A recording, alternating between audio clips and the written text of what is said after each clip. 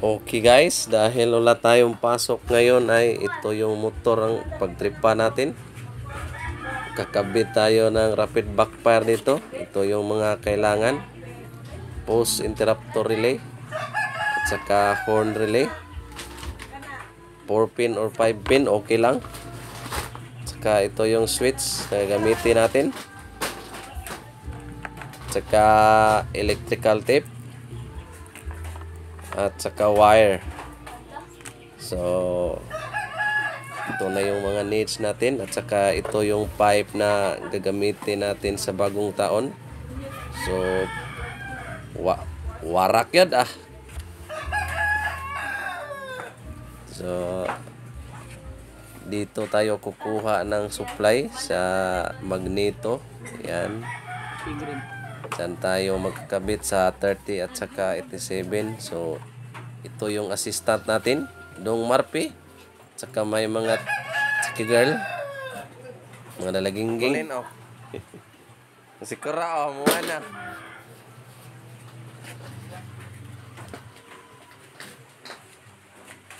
So medyo naghagbulingon. So dito na tayo. Ito yung magneto, diyan tayo kakabit. So may green saka white saka blue na may white.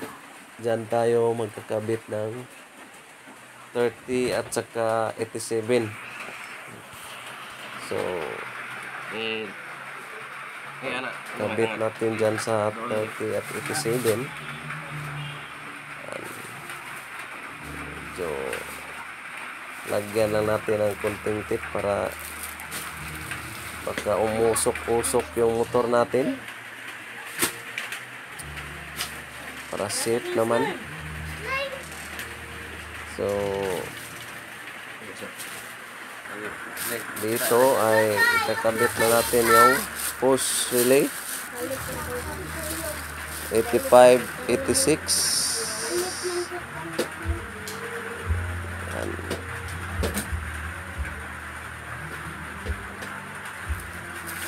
Saka ang positive at negative sa dulo ng interrupter relay ay papuntang battery at saka switch. So ito na yung kahimtang. So gumana yung rapid backfire natin. Okay, palong.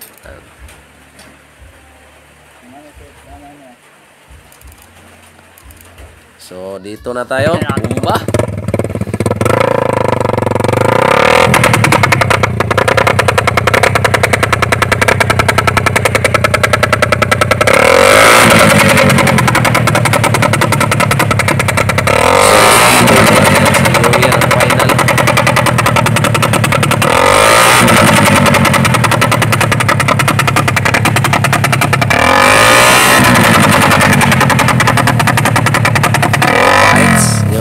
Final nga.